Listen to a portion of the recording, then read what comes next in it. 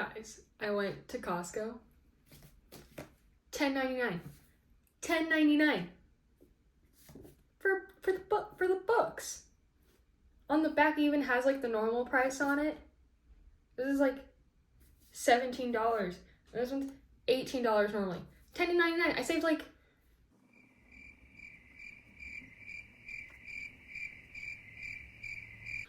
$13. That's a whole nother book. I could have gotten another book because I saved that much money from Costco.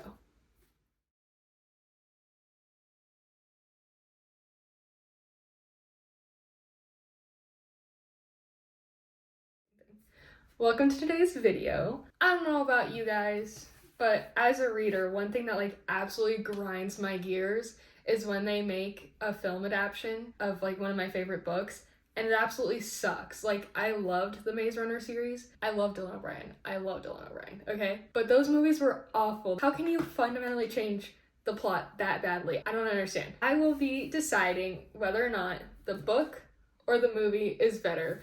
I'm really excited for this. I love books and I love movies. I made a chart because, I don't know, I do that. I like having my visuals, okay? I made a chart. Ignore the lettering. The lettering's not great.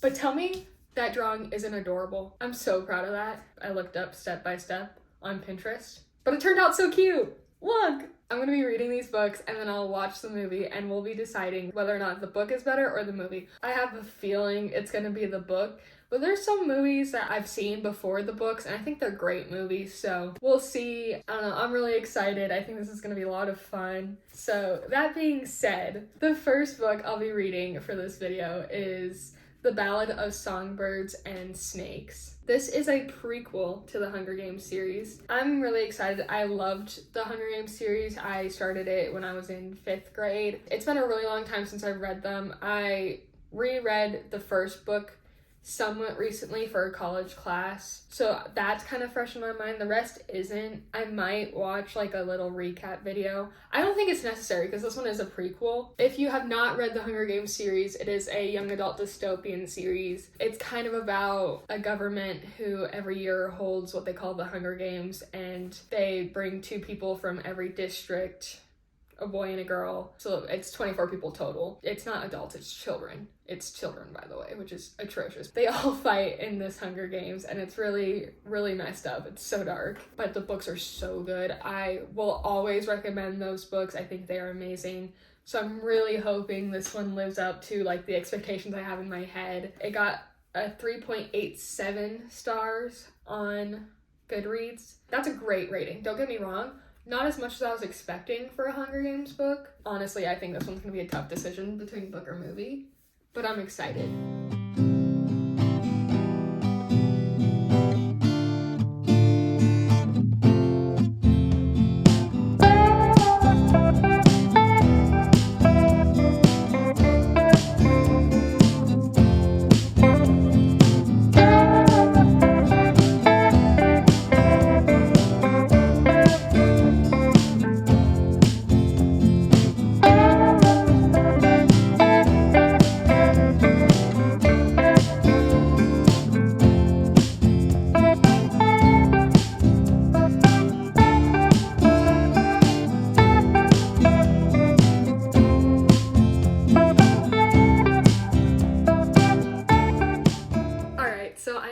You guys with a little bit of an update on The Ballad of Songbirds and Snakes. It's about Snow, who in the original Hunger Games trilogy is like President Snow. He runs all of Panem in the original trilogy, so this is kind of his origin story. Beyond that, it is about the 10th annual Hunger Games. This is the first year that the tributes get mentors, and the mentors are kids from the capital. One of them happens to be Snow, and he is mentoring the girl tribute from District 12. Her name is Lucy Grace. It's about their relationship and it's kind of about Snow's backstory, and I'm really, really liking it so far. Suzanne Collins' writing is so amazing. I normally tab when I'm reading a good book, but I haven't in a while, and so I read this banger of a line and I was like, I need to go get my tabs.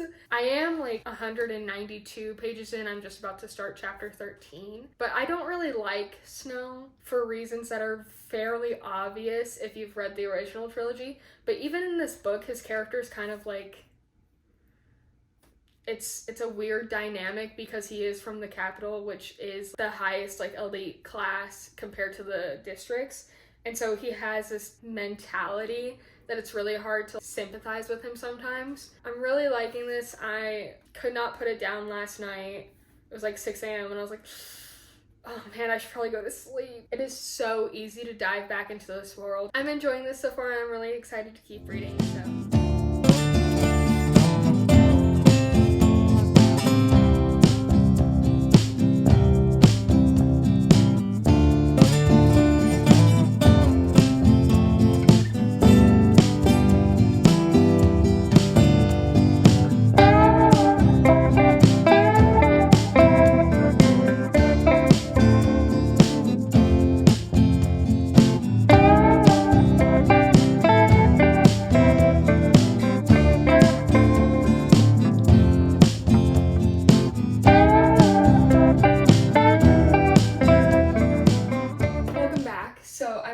See the Hunger Games movie in that, like, I actually went to the theaters, which was a fun treat for me. I don't usually do that. It was a good movie.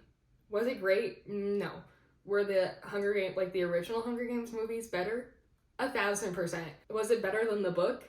Not even a little bit. Like, in this case, the book definitely wins, despite the fact that they changed everything. Not changed everything, but they changed a lot from the book when they adapted it into the film. But besides that, I just felt like there was so much that happened in the book that there was no way that they were able to get it all into the movie. And like that definitely, like that's what I predicted, and I was definitely right. It just didn't feel as meaningful as when I read the book. I do feel like we don't get enough of Coriolanus's backstory pre the timeline of the actual, like, of the movie. There's so much more. We didn't really know who he was or why he was kind of putting on this facade or anything. So that could just be me taking what I know from the book into the movie. This book, there's too much to put into one movie. This book itself could have been 2 books. I definitely think this last part needed to be its own book. And I know a lot of people disagree with that, but I think that this time in his life would be so pivotal to how he treats the districts afterwards. I feel like that could have been focused on more in the book and in the movie. I know this isn't just me because my mom and my sister went to watch it and they called me up afterwards and like, the second half of the movie we were completely lost, and I was like, no, I understand why. There was a lot going on and it's hard to keep track. In terms of like the Hunger Games franchise itself, the other films do a good job of getting the tiny details that really help build this like dystopian world. The events of the book really help to show how his experience impacts the original trilogy. I think you could hypothetically go into this book without reading the original trilogy. Obviously, like I would suggest reading the original trilogy first. With the movies, I definitely feel like you would have had to seen the original Hunger Games movies before you've seen this one. This book got a 3.87 stars on Goodreads and a 67, the movie got 67% on Rotten Tomatoes, which I will be the first to admit that I don't always agree with their scores. But in this case, I feel like it's definitely, I wouldn't say like a 67, I'd say like maybe high 70s, like it's a passing movie. A little bit of a conspiracy theory, because this book came out in 2020, and I did not hear a single peep about it until the trailer for the movie came out, and then they had like the hardcover versions everywhere, and like they didn't even have paperbacks. 2 years later, that's when I think the first trailer started coming out in 2022. 2 years later, they still had hardcovers instead of the paperbacks.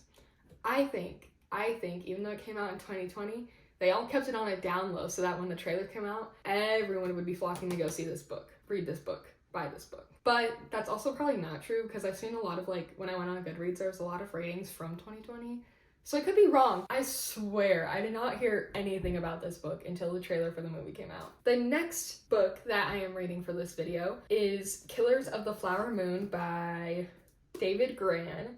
This is about a Native American reservation in Oklahoma that discovers like oil beneath their land, and so they start getting really rich, and then quickly all these Native Americans start to be killed from that reservation. This is a nonfiction book and it came out in 2017, and it has a 4.15 stars on Goodreads. Here's the thing. Because it's nonfiction, I feel like I'm gonna like the movie better. So I'm a little nervous for nonfiction because everything is told exactly how it happens, and that can be really hard to read sometimes, just in terms of pacing and in just the reality of it. Ooh, it's got pictures too. I love it when it has pictures. There was this thing going around on Instagram a little bit back where like there's some people who can close their eyes and they see images in their head, and then there's other people who can't. And the people who can't are in the minority. And I can't see images when I close my eyes. If I ask you to close your eyes and picture an apple, do you actually see the apple in your head? Because I don't. It's like a black screen in there. Apparently that's not normal. I didn't know that. Yay, just add that to my list of defects. I like when things have pictures in it because then I actually get to see the images they're talking about. So this book is 316 pages long. I turned in all my finals. It's a really proud moment for me, okay? Finals are turned in. I have plenty of time. I really need to clean my apartment though. Read, clean apartment. Read, clean apartment. I'm gonna read. I'm gonna go read this and I'll let you guys know what I think.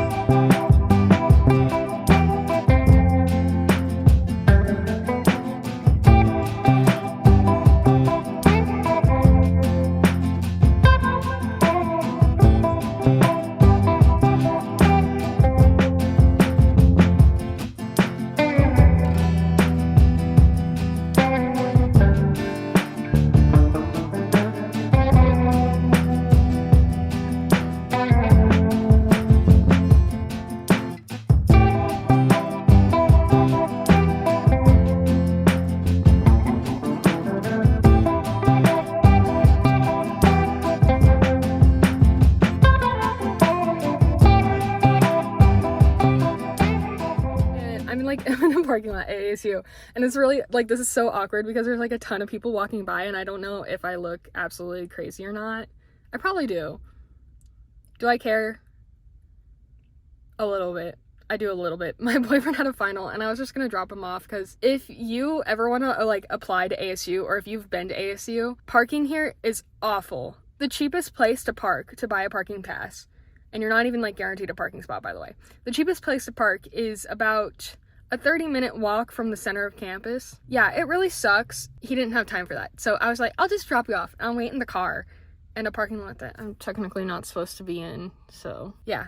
So I'm just waiting in the car and like on the lookout for the little ASU carts and hoping that they don't come over here. Because if they do, then I have to drive away and that's just awkward. Anyways, if I'm gonna just be sitting here, I might as well read and give you a little update. I'm on chapter 12 of Killers of the Flower Moon, and I think that's like page 142, if I remember correctly. I'm liking it so far. Most of the time, my problem with nonfiction books is that like the main story gets lost in a lot of the facts that the author tries to throw in, and I think that David Grann does a really good job of making sure we stay on track with that main story while still getting some of the like outside facts. Sometimes he jumps through time a lot and that's really confusing, but I do think I'm really intrigued and interested in what's going on. I think I've already talked about what this book is about, but if not, this is about the Osage Nation in Oklahoma, where they were kind of pushed, the Osage peoples were pushed from their land in Kansas, and so they ended up buying land in Oklahoma. This land turned out to be on top of a lot of oil, and so they got rich very quickly from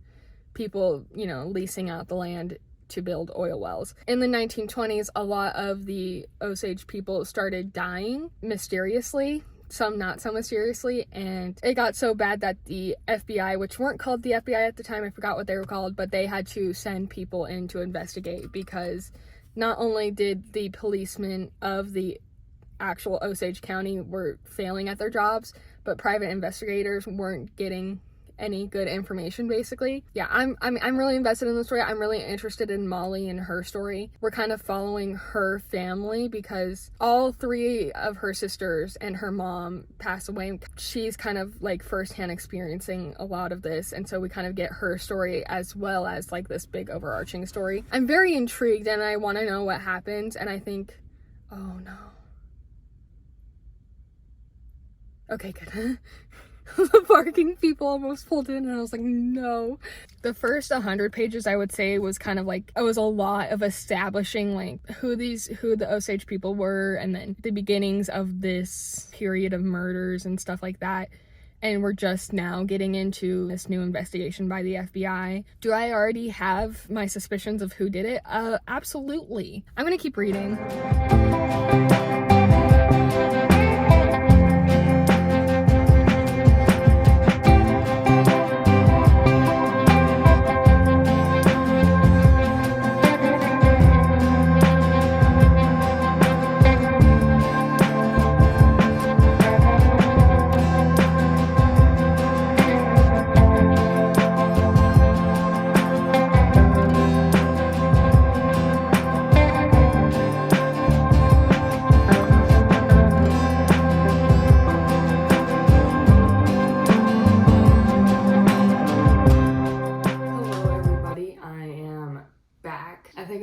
Sick, which sucks because the holidays are right around the corner. So I finished Killers of the Flower Moon, and then I watched the movie, and this was actually like a really tough decision for me in terms of which was better. Sometimes nonfiction books will give too much detail that isn't like exactly relevant to the main story that they're trying to tell, but I think David Grann does a good job of bringing in detail that's actually super important later throughout the story. I think David Grann did just like a really great job of keeping the focus on the Osage people and like what happens to them. I think that the book is a really great read, especially for being a nonfiction book for someone who doesn't really read nonfiction. It kept me engaged the whole time. I think the point of this book is to make you aggravated by like what happened and the fact that all these people were getting murdered and it was kind of going ignored. So I think that the book does a great job of like provoking those emotions within you.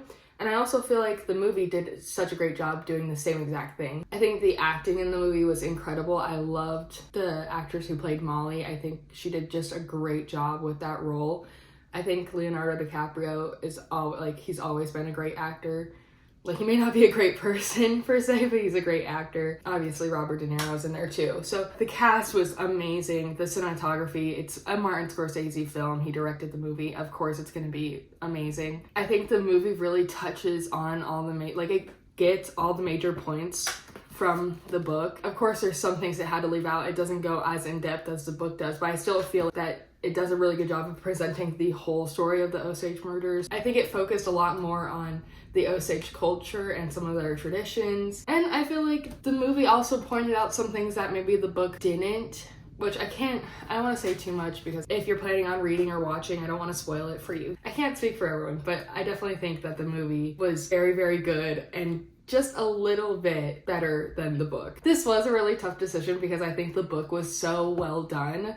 And as a nonfiction book, it kept me entertained the whole time, which was like something that I was worried about going into it. But at the end of the day, I think for me, I like a story to be told to me, and I think the movie did that better than the book. If you're really into nonfiction, then I highly recommend this book because this was a great nonfiction book. I highly recommend to watch the movie. If you're not a book person, watch the movie for sure because I think it was really, really good. The book got a 4.15 stars on Goodreads, and the movie got a 92% on Rotten Tomatoes, which is really good for Rotten Tomatoes. The next book I'm going to read is Where the Crawdads Sing by Delia Owens. This is like, I think it's a historical fiction book, also kind of like a mystery, not a mystery thriller per se, it's more fiction-y than that, like literary fiction. But I do believe there's like a murder in here. The movie came out on Netflix last year, and my mom and my sister absolutely loved the movie, and they were like, you need to read the book, and you need to watch the movie, and I didn't do either of those. But now I will. Sorry, Mom. It got a 4.4 stars on Goodreads, which is pretty good, honestly. It's 436 pages, so hopefully I can get it done soon. I'm super excited to read this one. Honestly, I think I'm gonna like the book better. I got pretty high expectations going into this one. So yeah, let's get reading.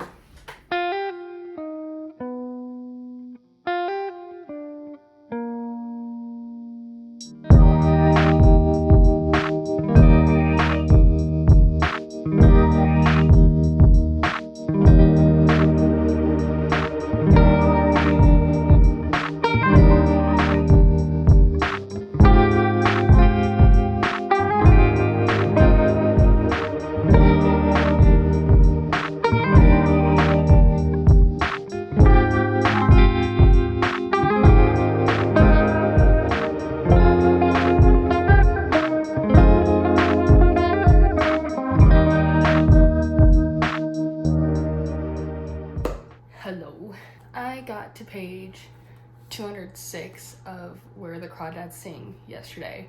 And I'm wearing the same sweater, but we're just not gonna mention it, okay?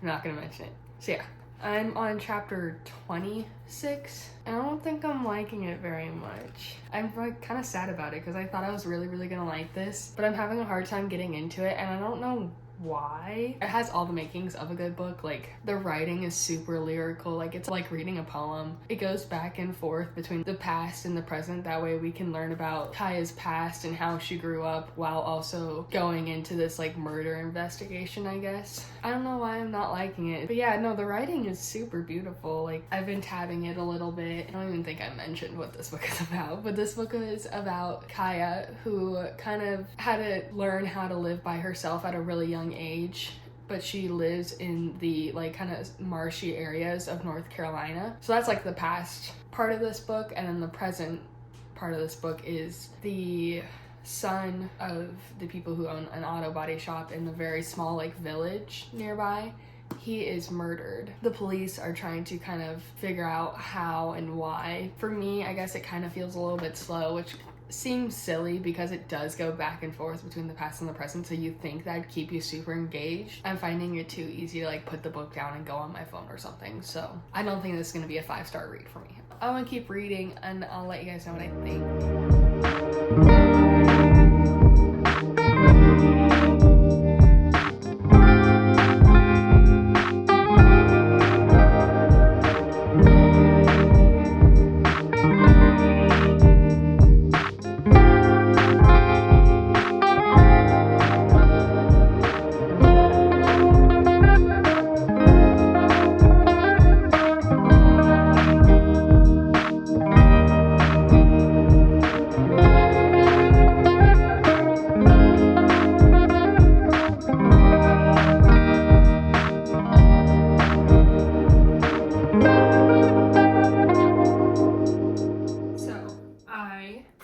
Where the Crawdads Sing, and then I watched the movie. In my update, I was telling you guys that I was like having a really hard time getting into the book, and I think it's just because it's really slow at the beginning, and the same goes for the movie. It's like saying a lot about how slow the beginning of the book is, when in the movie it feels slow, when they like, especially since they have to like condense the book that much and they have to take out parts, and it was still slow in the movie. I think that's why I was having such a hard time getting into this book. It was genuinely just because it was so slow, and I was really shocked by that because it has 2 different timelines. It has like the past where you watch Kaya grow up, and then it has like the present in 1969 where you're kind of following along this murder case. It had such big gaps between the 2 timelines where it felt like it was mostly just the past timeline, and you barely got the present timeline. And when you did it, it was like 2 pages, and it wasn't really any like helpful information or like intriguing information. But I will say the last 200 pages, 150 maybe, really picked up. I really did like the last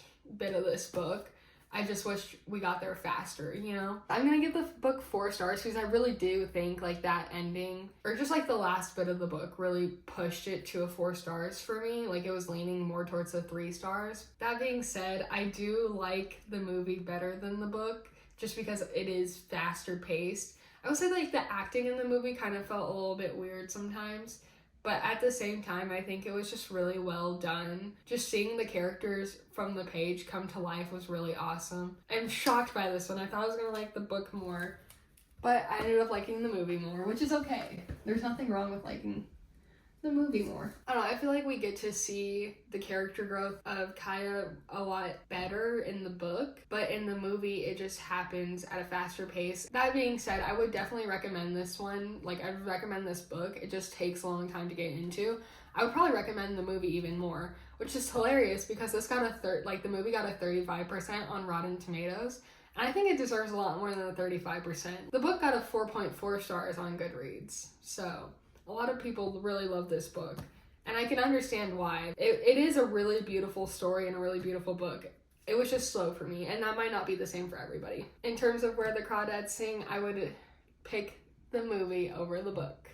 Let's do a little wrap up. I started with The Ballad of Songbirds and Snakes by Suzanne Collins, which is a prequel to the Hunger Games trilogy, and this book focuses on Coriolanus Snow as he kind of grows into the person that he was in the original trilogy. I think I rated it 5 stars when I first read it, but I'm probably gonna bump it down to like a 4.5 stars. I still really like the book, I just don't think it's a 5 star. Like in the moment it was a 5 star, but like looking back, it's not as great as the original Hunger Games books, and I gave those 5 stars, so it's like not fair to give it 5 stars. But it was like one of the best books I've read in a really long time. The movie was pretty good too, but I think the book was just so much better at the end of the day, just because there was so much going on. I barely thought it could fit into one book, so the fact that they tried to fit it all into one movie was just kind of, it didn't work. The second book I read was Killers of the Flower Moon by David Grann. This is a book about the Osage murders that happened in the 1920s. It's a nonfiction book. It was really, really good. I was nervous because most nonfiction books tend to have a lot of extra details that sometimes take away from the main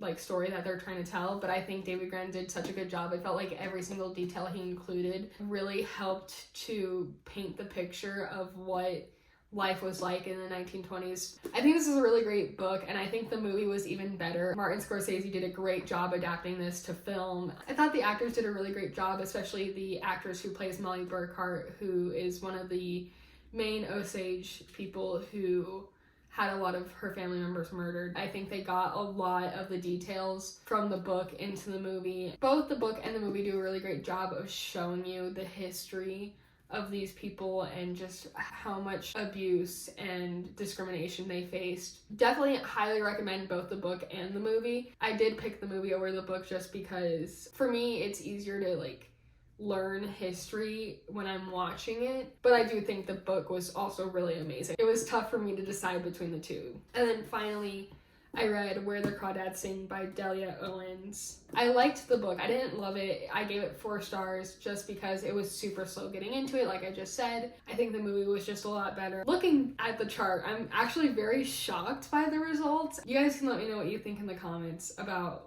what you would have picked in terms of book or movie, but I thought I was gonna pick book for most of these, and the only one I was like, oh, I'm probably gonna pick the movie was for the nonfiction, which I did end up picking the movie for that. But in general, the fact that one of the fiction books I picked the movie over the book is pretty unusual. I think for a lot of book readers, it's like a generally well-known fact that the book is always better than the movie. So for me, that was really shocking and really cool to see, and that was the whole point of this like kind of experiment, I guess, was to see which is better for me as a casual viewer and a casual reader, which I preferred. Out of the 3 that I read for this video, my favorite book was The Ballad of Songbirds and Snakes. It was really nostalgic for me diving back into the world of the Hunger Games, and I just thought that Suzanne Collins did a really great job giving us this backstory of someone who, you know, you despise so much the original trilogy, and it was just really interesting to see his origin story. And I think my favorite movie out of the 3 that I watched for this video was, it's tough, but I think it was Where the Crawdads Sing. I think that one's a lot more entertaining. And I think that's because in Killers of the Flower Moon, you know who the bad guy is the whole time because it shows you. But in Where the Crawdads Sing, you don't know who committed the murder until the very end. Both movies were really great. I just thought that the suspense really pulled Where the Crawdads Sing above Killers of the Flower Moon. Take what I'm saying with a grain of salt. Everyone's different in how they enjoy movies, and I'm not the authority of any of this, obviously. But yeah, let me know what you guys think in the comments, what you preferred. If you read the books and seen the movies, what you would have picked. This is not the last time you'll see this. I'm definitely going to be repeating this experiment because I have a lot of books that were turned into movies that I've been holding off watching the movie because I'm like, oh no, I need to read the book first. And I want to get to those. It's time that I got to them. Thanks for watching.